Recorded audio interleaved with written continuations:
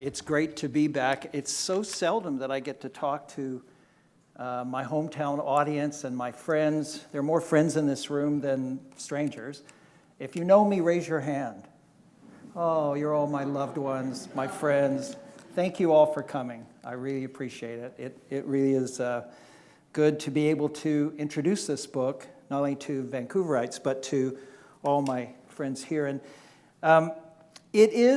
tonight is the first launch of our book. It's been out a few weeks, but tonight is the first time that we're going to be talking about it together. As a matter of fact, today was the first time that he and I saw one another face to face since before the inception of this book. We did the entire book by email and chatting and talking over the airwaves. And this has been our first time to be together. We're going to do a few more launches around North America, but I wanted to make sure we started here, and of course we go to Philadelphia after that. So it's an important time. I hope there's books in the back. That's the one thing I have to tell you. I hope you all buy one. We need to sell 12 copies around the world. We have to, So there it is. I do want to start by thanking Gordon and Simon Fraser University for hosting this, and also Concord Pacific. Matt, thank you for helping make this happen and get Jonathan here and all of that. I truly appreciate that, and that you took the time also to come and bring a lot of people with you tonight. So thanks for that. I also want to thank Island Press from Washington, D.C. They're our publishers, and UBC Press, who are our Canadian distributors. And UBC Press is represented in the back selling the books for us tonight. So Jonathan and I, as co-authors, are going to tonight introduce or talk about some of the key themes of our book. To lead off, we'll talk for about 40 minutes back and forth. I'll be up here for a few minutes, then Jonathan will be up, and we'll go back. And when we're not there, we're going to be staring at you sitting there. But we're going to tell you about some of the basic themes. So I'm going to introduce the frame of eco-design and why we are using that idea. Jonathan will then cover climate change. I'll come back then and talk about some urban solutions for some of the problems that we face. He'll come back and then talk about some suburban solutions and strategies. I'm going to then cover a few thoughts about how to get things done, some of the best ideas we found about implementation, and then Jonathan will tie it all together after that. Then Gordon's going to come back here, and we're going to sit there, and we're going to open the mics. And since you were all involved in almost everything I am talking about and my experience, and contributed as much, if not more in most cases than me, I'm hoping that you'll go to the mics and we'll have a good conversation among us all tonight about the themes of this book. And then after we break up, we're going to be in the back, and anyone who would like us to sign their book or whatever, we're happy to do that as well. And we'll stay as long as people would like to talk individually. Now, to set the stage for this evening, I should have pushed that before, and I should have pushed that before. There we go. To set the stage for this evening, I want to read from the first paragraph of the first page of this book. A great irony of modern times, as the majority of people in the world have shifted to living in cities, we have evolved a form of city that is not hospitable to our everyday needs. As we blanket the world with these cities, we have evolved a form of urbanization that is not compatible with our environment. Our settlements and their settings are in a state of profound contradiction. The more people move to cities and suburbs, the less satisfactory they become, and they place increasing stress on the operating system of the whole planet. Ultimately, this is a dangerous situation. And in a nutshell, that's what the challenge that we have taken on in this book, to try to think about and talk about some of the ways to respond to that high irony. The book is really structured around three, what we see as basic contradictions in modern planning and urban design. So let me really introduce the book to you by going through those three contradictions. And the first one is really that we build cities without thinking about the environment very much at all. And then we address environmental issues without thinking much about cities, even though cities are either one or are definitely one or are the most profound influence of human beings on the environment. And we think it's time to reconcile this blindness by bringing together sustainability with the other strands of a progressive urbanism into a fully integrated practice of city building and city management. And that's why we have offered the concept of eco-design, eco really reflecting the concerns that have to be there for the ecological setting of modern cities, and then design reflecting an equal concern for livability and, as much as anything in a free society, for market acceptability of our cities as we build them and as we occupy them. We borrowed this term really, we didn't invent it, we borrowed it from Ken Yang, the great Singaporean architect. Many people in this room know the work of Ken Yang. Lovely, beautiful work. If you remember, it's the buildings that have these parks that spin all the way through the towers. They're wonderful buildings. He applied eco-design to buildings. But we felt that it was even more helpful to apply this concept to the creation of cities. The second contradiction that has really shaped this book is the urban bias of modern planning and the irrelevance of that perspective for most modern suburbs. Now, let me just emphasize what this bias really looks like. Let's just notice the very word that we use for that vast area around the core of our cities that in fact has been the growth area, the biggest growth area of modern cities. We call them suburbs. Sub means less. Not as good as cities, not as good as the traditional urbanism, not quite as hip. And we think it's time to reconcile this crash of perspectives as well.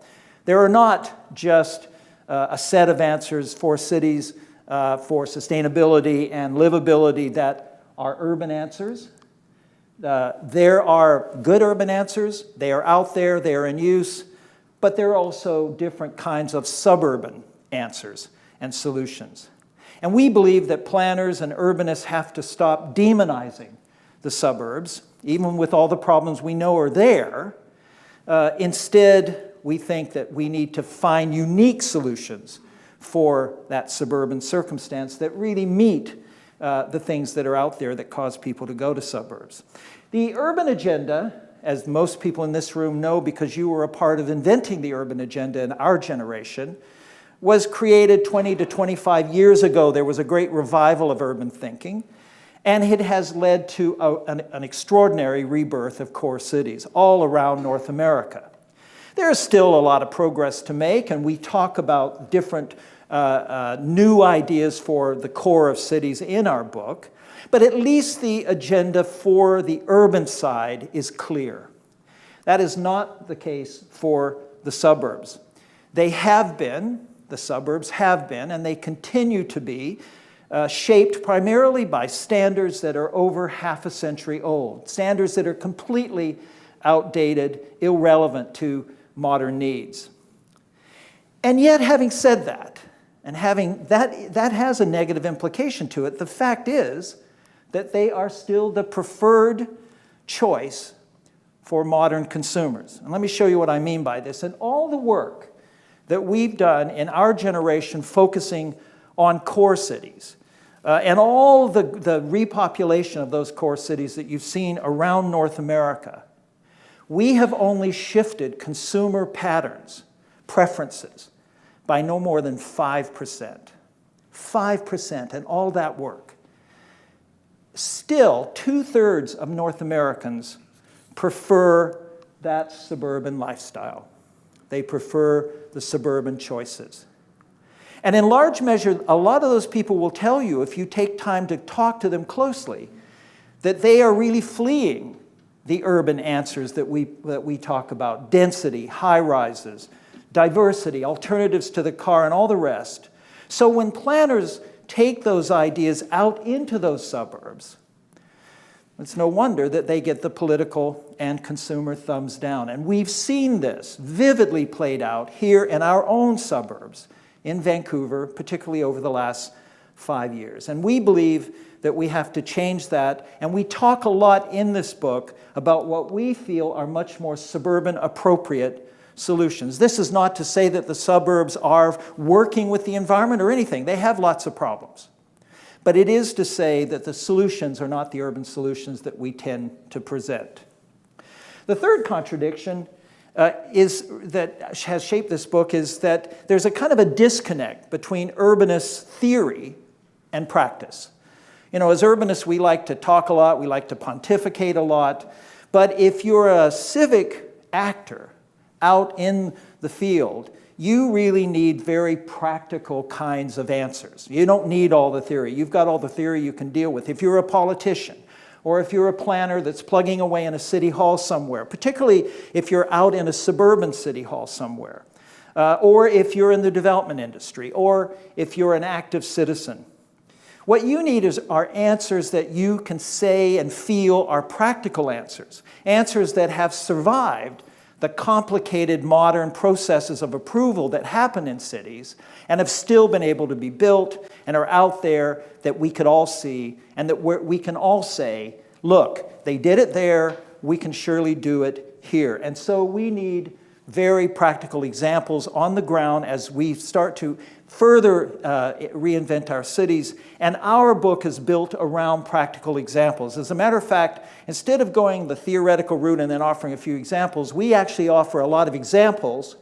And then from that, we try to build our theory at least a little bit so that you know where it's headed.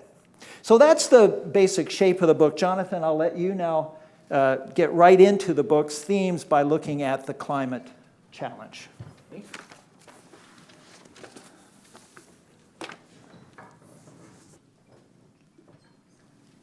Climate change has given a new urgency to the design and planning questions that Larry and I address in our book. And an overriding issue is how do you prevent the worst scenarios of climate change? Unfortunately, this is the kind of issue where people sort of feel like, I can't do anything about this. This is going to be about a matter of the United States and Russia and China and many other countries in Africa all agreeing through treaties on what to do about this. In the meantime, I'm just not going to listen to all of this stuff. But I think that that is not really the right answer. We give quite a bit of space in this book to things that can be done at the level of cities and towns and at states and provinces to prevent the worst aspects of climate change. It's still going to take this international negotiation and international treaties, but there's a lot that we can do in this book, in this life to deal with it, and we devote quite a bit of our book to this. However, and as an illustration, the slide you see on the screen, this is actually a waterfront district, a newly developed waterfront district in Hamburg. And what you see is a big flood that happened there in December of 2013. And it looks like a disaster, but if you look more closely, you see the lights are on upstairs in the buildings. There are people standing on the promenade looking out at the waters. It's the public spaces that were designed to flood. And at the present time, the upper levels are actually safe from flooding. And that is an illustration of the kind of cognizance of these kinds of issues that can be built into our cities. What I'm going to talk about now, though, is not so much prevention as of the inevitable as the mitigating the effects. Probably the biggest effects, the four horsemen of climate change, are drought, forest fires, food shortages, and sea level rise. There are still people in public life who deny the reality of climate change.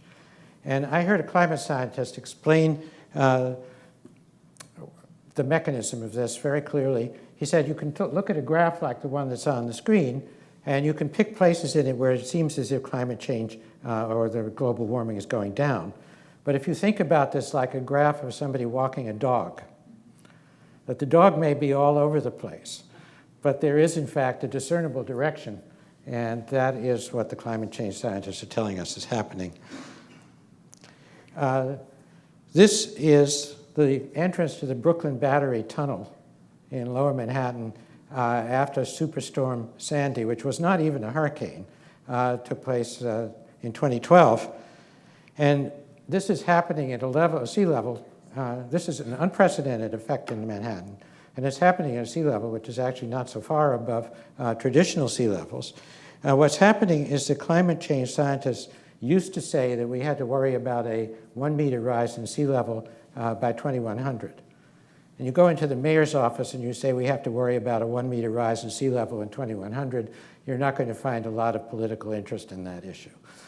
However, the scientists, because of the rapidity with which ice is melting in the Arctic, have now, to the point where the Russians are now thinking about building a new sea system going across the Arctic. The deadline has been moved up, that we could easily see a 1 meter rise in sea level by 2050. And it takes 25, 30 years to build the kind of protections that are necessary if we're going to adapt to that level of sea level rise, and that puts the issue right in front of us in the next 3, 4, 5 years. So I'm going to focus on that. I think that drought, forest fires, and food shortages are probably also going to have an impact here in Vancouver, but I thought I'd focus on sea level rise because Vancouver, like all coastal cities, has to do something about it at some point. Now, a meter of water doesn't sound like a big problem. I mean, it's like, I'm from the United States, we still think in feet and inches there. You know, it's 3 feet. You can easily build a wall 3 feet high, it comes up maybe to here, and so what's the difficulty? The problem is the amplification effect when there's a storm surge. So this is in New Orleans in 2005, there was a flood surge almost at present sea levels, and the city still hasn't recovered. Another interesting thing about the New Orleans experience was that they actually had protection. It's the only city in North America which actually was protected by seawalls and dikes. And what happened was that it took a year, but the U.S. Corps of Engineers finally admitted that they had erred in how they had built them, and that's why they had given way. We also have to look at the force of wind and wave. I went to an exhibition in Rotterdam of architects' ideas about climate change, and it was all about buildings that would go up and down with a change in water level. The problem with that is that there's wind velocity and wave velocity. This is a picture from the Jersey Shore in New Jersey, where there was a hurricane in 2012, and houses were blown off their foundations or moved off their foundations. So you have to understand that the surge is the big problem. After a big storm in England in 1953, the government decided to build a barrier on the Thames River which could be raised when a flood surge was coming up the river. And this barrier has actually been raised more than 150 times since it was opened in the 80s, and much more frequently in recent years. And now people are now working on plans to raise the size of the barrier, because by 2030 it won't be adequate any longer. The same storm in the 1950s led to the building of the Delta Works in the Netherlands, which protects the coastline. And that, too, has become a very important factor in living in the Low Countries. After the New Jersey flooding and the New York and Connecticut flooding in 2012, the U.S. government helped fund something called Rebuild by Design, with the idea that not only should you try to make everything the way it was before, but you ought to do something to look at the possibility of future problems. And they had a lot of people from the Netherlands as advisors, and they also participated in the competition. This is the Schelp barrier in the Netherlands. And one of the problems with the Schelp barrier is that although it keeps the North Sea out of the Netherlands, it also causes eutrophication of streams upstream because it slows down the flow of water. So West 8, which is a team run by, from Rotterdam, their team suggested building offshore islands on the continental shelf off the New York metropolitan region to intercept the floodwaters so that you could keep the Hudson River open and not build gates across it. Not clear to me that this would actually work, but it is an important initiative. Another product of the same Rebuild by Design is Bjarke Ingels' group's proposal to build a berm or a seawall around Lower Manhattan. This is a very photogenic picture, but it raises, in my mind, a big question, which is if the storm surge manages to get around the area which is shown in yellow on the map, the same thing could happen as happened in New Orleans. That is, the water will get in from going around the barrier and it won't be able to get out again. So there's a lot more work that really needs to be done in order to understand how to deal with this. Bing Tom has a research group, and he has put on the internet a series of maps of Vancouver showing floods at 1, 2, 3, 4, 5, and 6 meters. I decided to not show you the 5 and 6 meters. Sea level rise is actually, they're talking about 1 meter sea level rise, is actually an average around the world. What you need are climate scientists from this area to make, and I think they are at work on this, in fact, to make an assessment of what's likely to happen. And then climate scientists and engineers have to look at the sensitive areas in your region and decide which of the measures, whether they are using natural systems, like the West 8 group proposed, whether they are gates like in London, whether they are flood barriers like are being used in the Netherlands, or whether it's some other way of doing it, those decisions are really important and they need to be thought about pretty soon. It may be that the best solution would in fact be a regional one, where you had cooperation between cities like Seattle and Tacoma and Vancouver. And of course, that means cooperation between the United States and the Canadian governments. I hope that's something that could happen. One thing is certain, which is that every city design and planning decision today needs to be informed by the reality of climate change. Now, going back for a second now to the fact that what we really want to do is make the climate change problem as small as possible, one of the things that everyone knows about cities is that they are environmentally very efficient. And as Larry was saying earlier, they are also not very popular with a great number of people. So one of the things that we talk about in our book, and which Larry's going to talk about now, is how to find some ways to make living in cities something that is more popular and more consumer-oriented.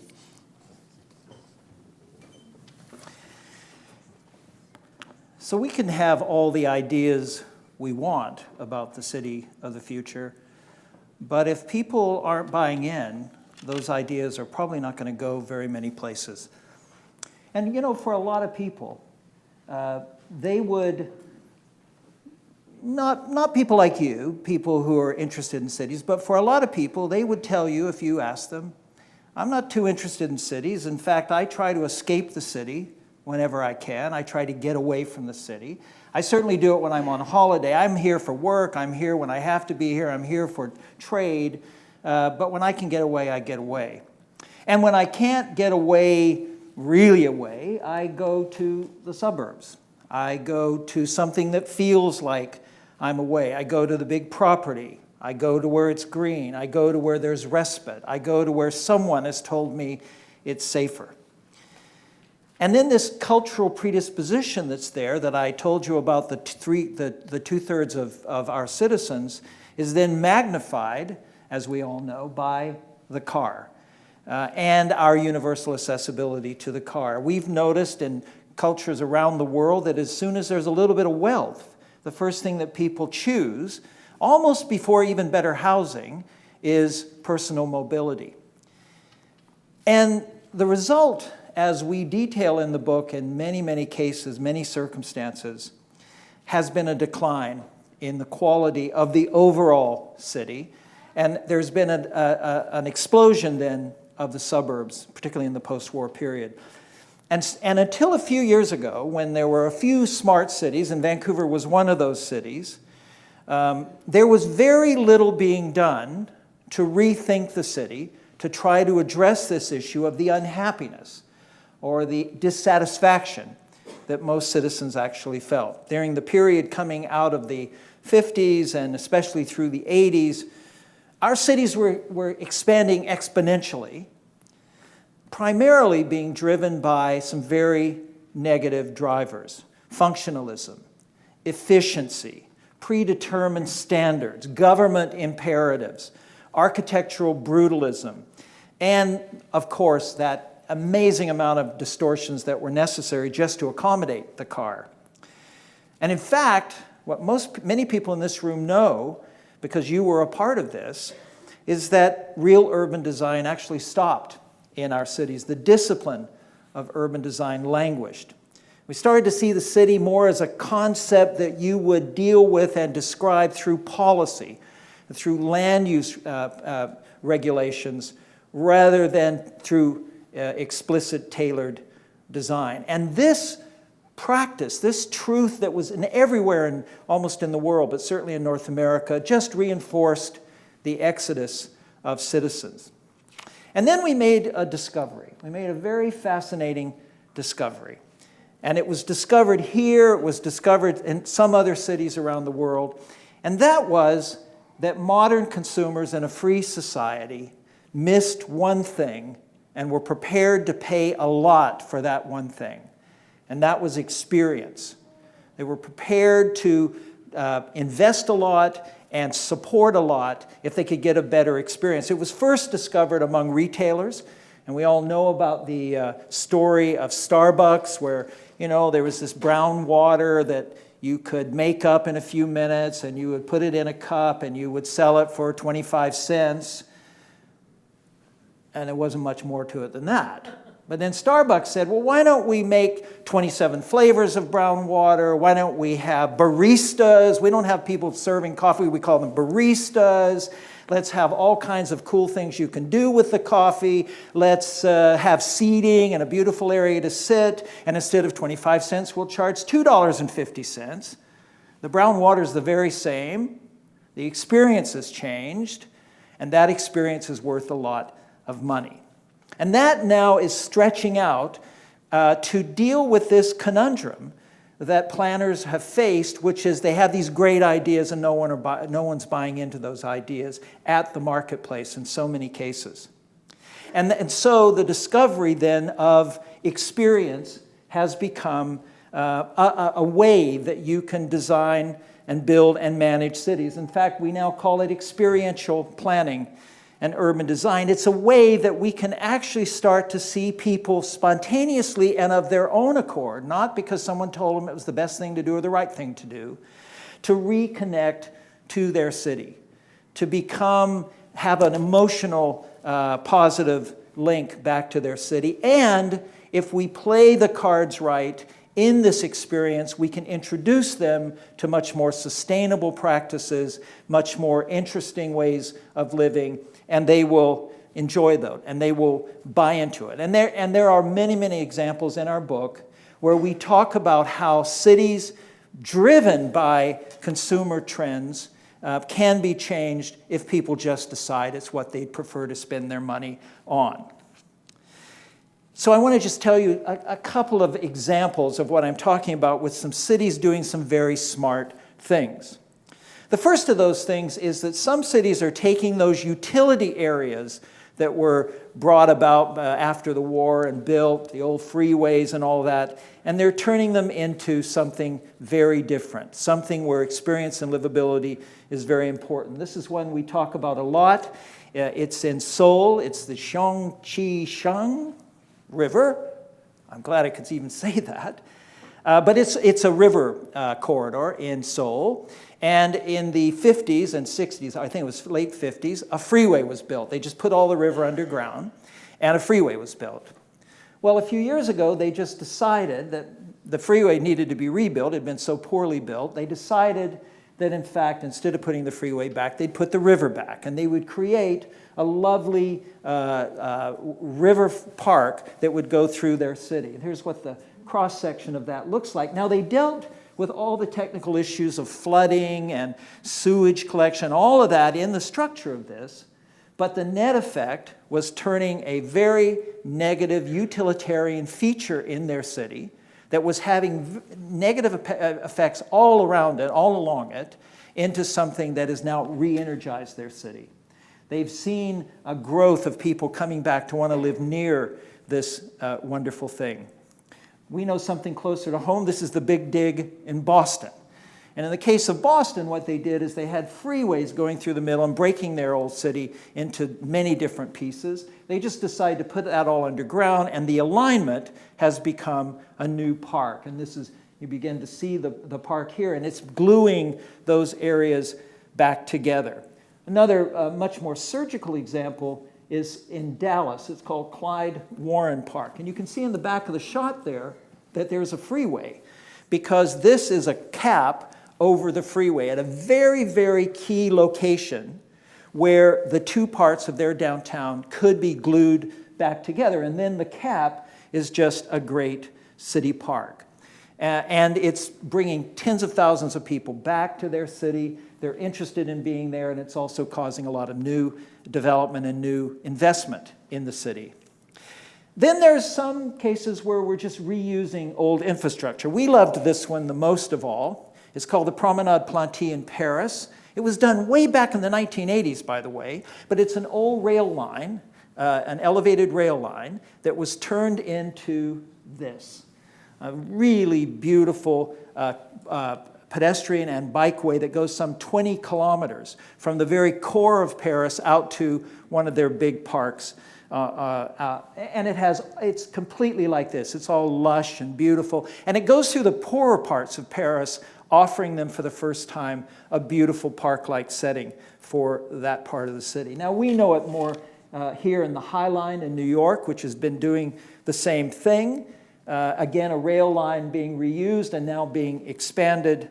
And then even reusing street area. We've been dedicating too much of the street to one function, which is the car. We like this one in New York. This is Broadway in New York, which has taken parts of the street, rededicated those to pedestrian and recreation, creating an image like this.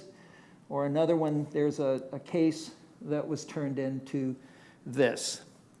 So the idea of taking the utilitarian areas which have claimed more and more of our cities and turning them from utilities to another way to give experience, to positive experience to people, is a very big part of what we talk about in our book.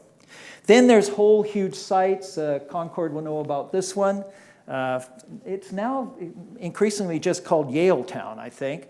But of course, as you know, it's that huge, over 200 acres that was turned from rail yards into housing and shops and all the things that we know, and that have projects like this all around North America and all around the world are being used to redefine the whole city and reestablish a different kind of relationship to the water.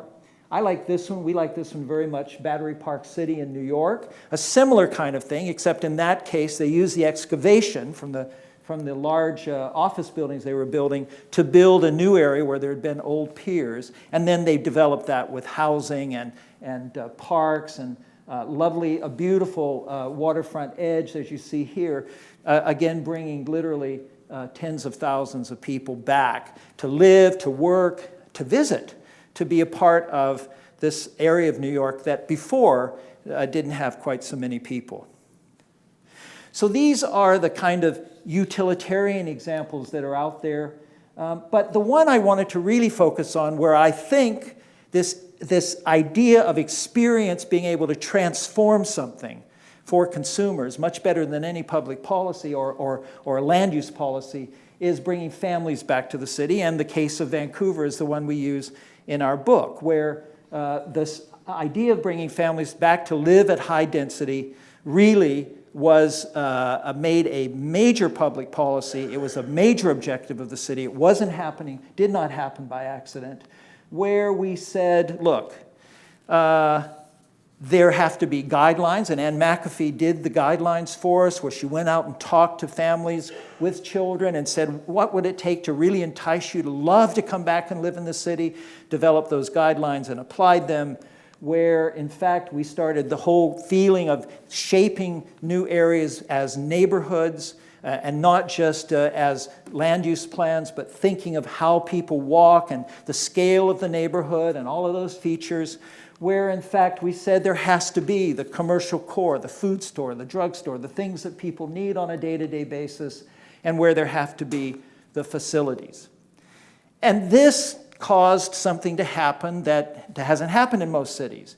It caused people with small children to come back and actually live at high density. It used to, in most cities, it still is the case that a young family, when they have a small child, like Brent's little one there, they'll live in the city for 2 or 3 years, but once they get close to that kid going to school, they feel they have to move to the suburbs. And in fact, in Toronto, just 2 years ago, they had a big debate at the city council about this, and the council decided, well, you know what, the core city really isn't for families anyway. And Vancouver, I think, is using this experiential idea, has been able to illustrate that that is not the case. In fact, there's something like 10,000 children now, more children in downtown Vancouver than there are in Kitsilano or Mount Pleasant.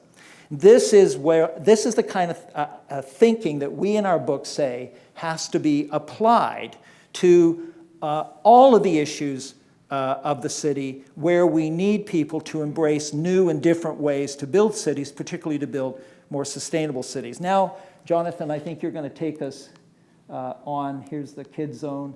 And by the way, this is all about placemaking.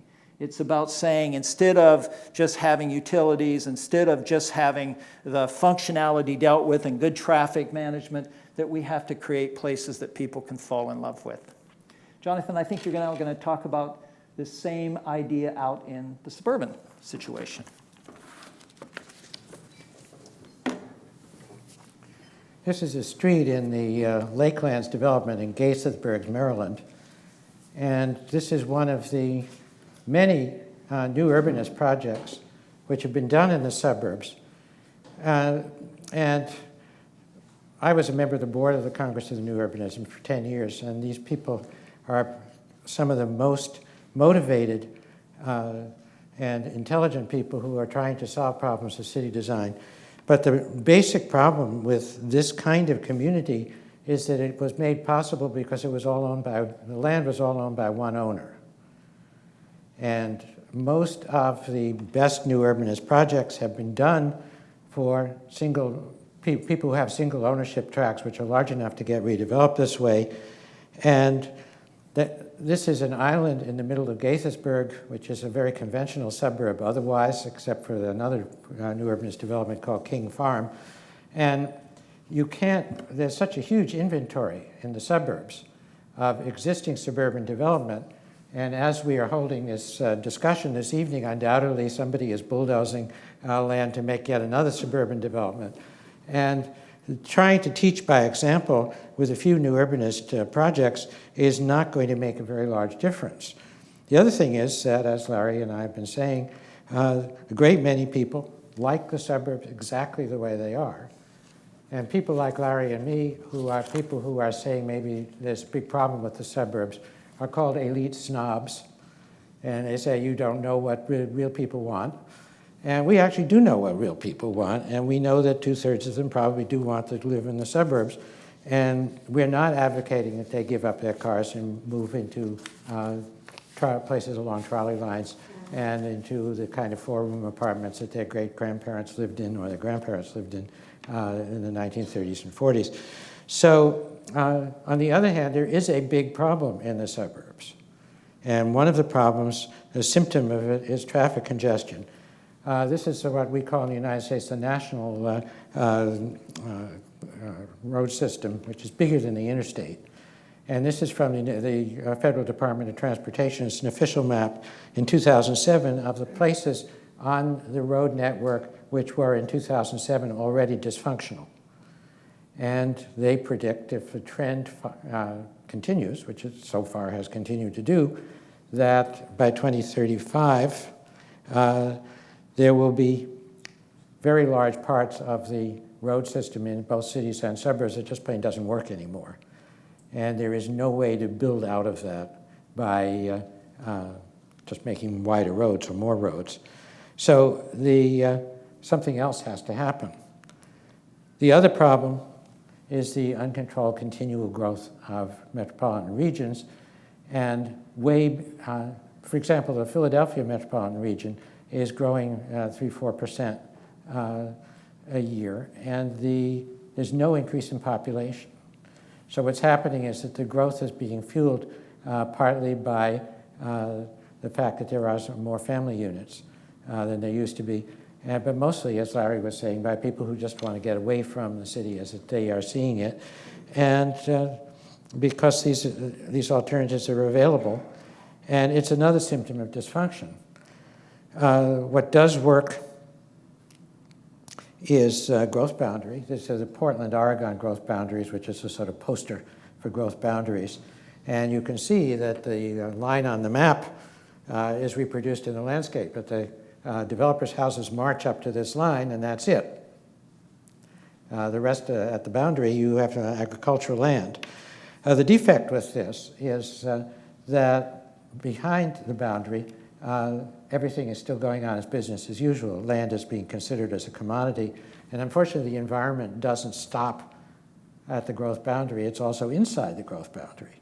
So one of the things we talk about in the book at some length is trying to add to the development regulations an environmental factor. So this was a study that we did, a research study at the University of Pennsylvania, where we looked at the state of Florida and we said, okay, what are the criteria for land that really ought to be not built on at all? And that criteria included agricultural land, it included land that was needed to preserve the water supply, it included land that was needed for species, it included natural landscape that had aesthetic value and so forth. One of the interesting things about GIS is you can put all of these things into the computer and you can use, there are subjective judgments embedded in your program, but nevertheless, you can harmonize these things and come up with what we call the ideal conservation network, which is the places that, if you want to preserve the water supply in Florida, if you want to keep the parts of Florida which are causing all these people to want to move there, these areas ought to be preserved. This was done for the 1,000 Friends of Florida. It doesn't seem to have a large effect on the administration of the government of Florida, but I think it's always helpful to have something out there which says what ought to happen. You can't get anywhere unless you've at least conceptualized what ought to happen. You also, of course, need incentives to attract growth into areas that have already been developed. But the suburban system as it exists is, for all purposes, permanent. And no matter how many new urbanist developments you show as an alternative, most people in most of those places are going to stay the way they are. However, the solution to this, as I think most of the people in this room know, is actually transportation. That you can't have the dependence on highways, which has been so signally true in the United States. And what's starting to happen now, this is Tyson's Corner. Tyson's Corner was an edge city developed in Joel Garreau's 1991 book, Edge City. He was very enthusiastic about this, and I think there were elements of it which were right. He was saying all these planners don't know what's really happening. This is what's happening. But the planners have all said that this is an extraordinarily dysfunctional form of development, because if you look at the map, you can see that almost half of the land area is either roads or parking. And so I used to call them accidental cities. But what's happening now is that the same forces that created Tyson's Corner have now, because it's on the path to Dulles Airport, there's now been an extension of the Washington Metro. Washington Metro will have 4 stops in Tyson's, and the Fairfax County Planning Commission has redone the map of Tyson's to introduce a street system. It's not like a city. These are much bigger blocks, but it has walkable characteristics, and it's going to permit, because 2 things are happening. 1, that the land is changing, and 2, that the traffic cordon around Tysons doesn't limit growth the way it has in the past, because people can also get there on transit. So what happens is that Tysons is a vast land bank, and it can be, these are official plans, it can be and will be rethought as an entirely different kind of development. In the meantime, all the people who live around Tysons Corner will continue to live in exactly the same way that they did before. Their part of the suburb isn't going to change. And it's this kind of acupuncture, I think, which is really the key to solving the suburban growth management problem without telling people to give up their cars and move into small apartments. When you look at Tysons, you can also look at all the suburban commercial corridors, particularly in the United States. This is Dodge Street in Omaha, Nebraska. This is a Dodge at 72nd Street, which is the absolute geographic center of the metropolitan region. And you see what you see, exactly. There's a lot of empty space out there. These growth corridors, these commercial corridors could become growth corridors if they are supplied with transit. Now, I think there's some of you must be formulating this. You say, okay, you can build a Washington Metro in suburban Virginia. You can't build it in Omaha, Nebraska. And that's absolutely right. The economics won't support it. The population doesn't support it. But you can have bus rapid transit.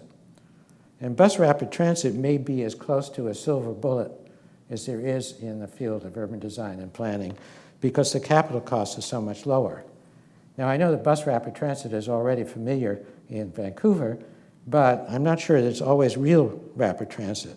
Bus rapid transit has to satisfy these 5 criteria that you have on the screen, or it doesn't function as in the same way as a transit system. You have to be able to get people on and off the trains, on and off the trains of buses quickly, and they have to have their own rights of way. Now, we're both well aware that transit had a recent setback here in Vancouver, but you actually have a pretty good transit system already, and you absolutely can't give up, because rapid transit is a critical growth management question. What needs to be done is you have to tell people who are saying, I'm not going to vote for it because there's no way in the world I'm ever going to use it. And you say, well, that's fine. You're never going to use it, but think about all the people who are going to use it who will not be on the road when you're trying to drive. People will start thinking of it that way, and if suburban communities will start thinking of this as a growth incentive for them in which they can change their tax base, it's possible that you can have a bigger political constituency for at least the bus rapid transit part of the package. They've done it, or are doing it in Toronto. This is in the north of the metro region, and it's a BRT development corridor, which is currently under construction there. It's not something that's happening in a lot of places, so Larry and I turned to what we call a thought experiment, which was done by Robert Cervero, who is a professor at the University of California, Berkeley.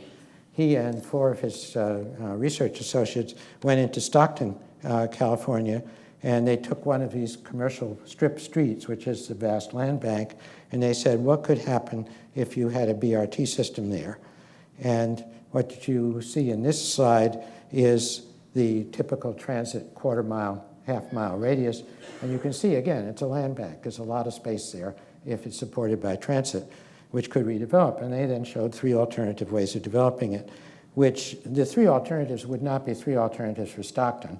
This is a conceptual study. These are 3 alternatives for different levels of real estate market demand and different levels of investment. What you always have is a separated bus line for the bus rapid transit. And this isn't a really great rendering. This is a very wide street. You're only seeing half of it in this picture. There's a whole other side which doesn't show up. So it's not as if the traffic is being reduced to 1 lane for both directions. As you go along with the higher densities, you can have a more developed street because the transit, the finances of the transit support it. So they show something like the South American system I showed you earlier with a subway, like a subway station, a raised platform for the buses in their 3rd alternative. But the most important thing about this is that you could build bus rapid transit on the corridors like this, and life will go on in the other parts of the suburb. You don't have to become a missionary in which you tell people to give up their suburban lifestyle or to change the way they live or to demolish the way their houses are built or to go in and double the density in these suburban areas. They can carry on exactly as they have, and the density is increased with the 1/3 people who are willing to live in townhouses, multiplexes, even tall buildings. And it seems to me and it seems to us, that is a very important initiative that could be taken. It's practical. It's within the means of transportation authorities that already exist. However, there's a big question. When Robert Cervero and his associates went out to Stockton and presented their findings, they got a polite reception, but a very skeptical one. People said, well, we're not even sure we want transit. We're not even sure we need transit. So they weren't listening to the gradations of it. They're not listening to the land development, and they put that also into their report. So I think at this moment, I'm going to turn this back to Larry to talk about how do you get people to implement practical ideas, which really could work, but for which right now there's no constituency. Thank you.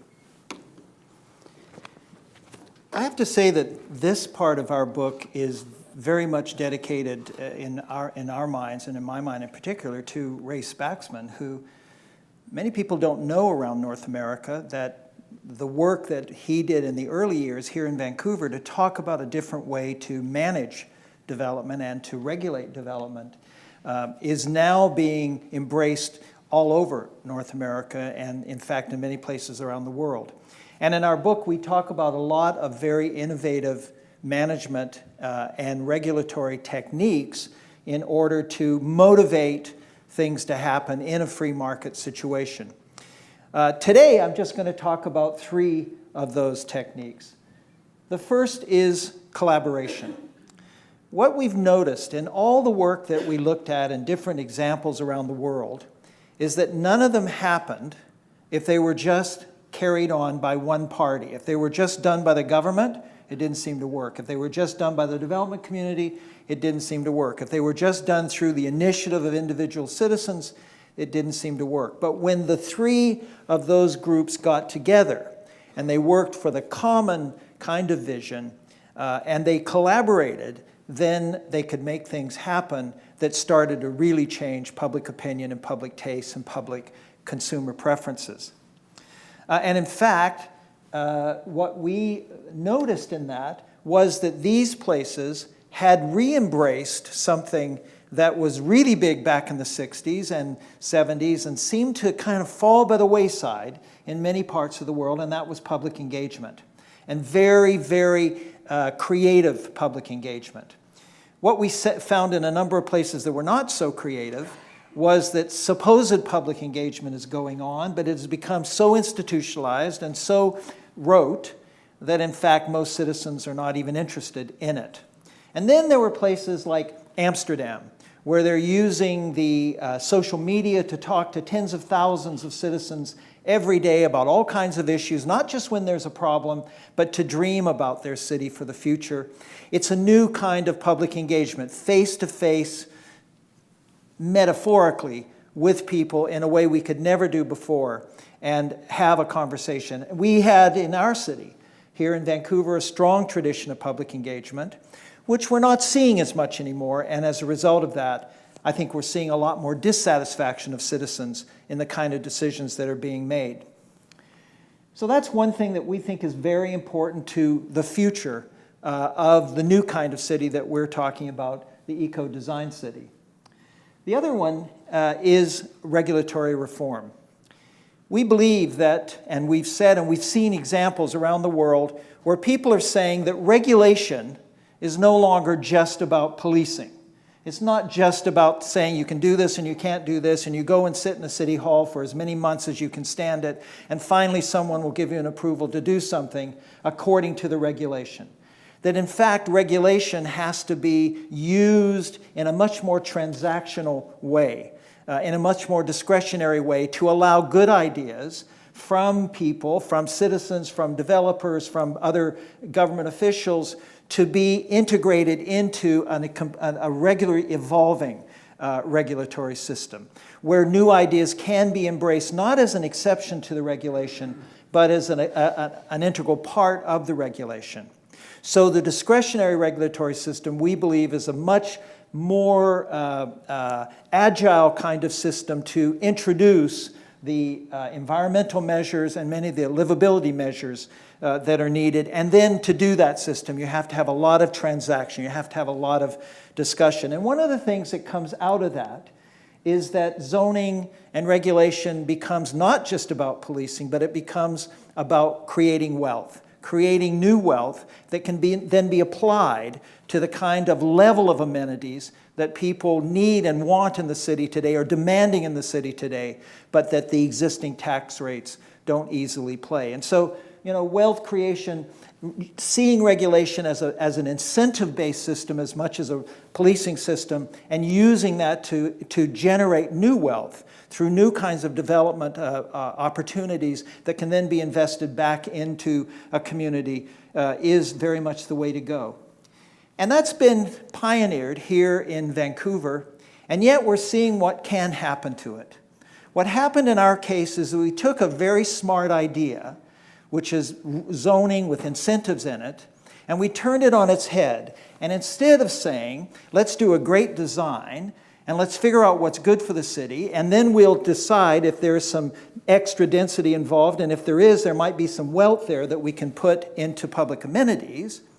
We started saying in our city, here's all the things we want, here's how much density it takes, so no matter what people want, that's what they're going to have in their community. And we've seen over the last 5 years, 5 or 6 major communities in this city that have said no, and that I'm sad to say are starting to say the whole idea of these community amenity contributions is a bad idea because it's being used as a vehicle to introduce things in their community that they don't want. But what we try to show in this book is that using that wealth-creating system in a positive way, by going to design first, by working with people first, and then seeing if there's wealth in the equation, that's a much better way to go. And out of that, you get things like this lovely little children's play area up on a terrace in a building that would not happen just spontaneously through the market. So those are just some of the ideas in the book. We talk also about land banks and other things like that, but a lot of people in this room know about that. So Jonathan, why don't you bring us to a conclusion? Larry and I in this book have gone out of our way not to be alarmists. We're both optimistic by temperament. We both have had long experience dealing with practical matters. And we've tried to show in an accessible way as we can that there's a great deal that can be done in cities and suburbs that will help accommodate pressures from population growth, rechannel development away from the natural landscape, and by doing this meet the challenges of climate change, and at the same time open up desirable places, not just in cities, but also in the suburbs. And we've done this by looking at and trying to find all kinds of completed examples which help buttress the case that we're making. And Island Press, I think, has done very well by us by giving us a full-color production in which most of the slides that you've seen this evening are in the book. And so I'm hoping that this is a really accessible and useful document for a lot of people. But just because we're not jumping up and down and waving our arms and screaming doesn't mean that we don't think this is an urgent problem. And so what I'd like to do just to close is to quote you from the very last section of the book, a few of the sentences on the last page. We will always live in some kind of ecosystem. How we reconcile the imperatives of the environment to those of human settlement, as well as how we manage the effects of growing populations, will ultimately make or break us as a species. We face a formidable challenge. It will take changes of both the structure and infrastructure of cities on both public and private property, Ecodesign as an amalgam of environmental responsibility and a progressive urban design ethic and practice offers the principles and a holistic vision on which to base this change. So, we're sure that you all have questions and comments. And I think, Gordon, you're going to take over this part of the evening, so I will turn it over to you.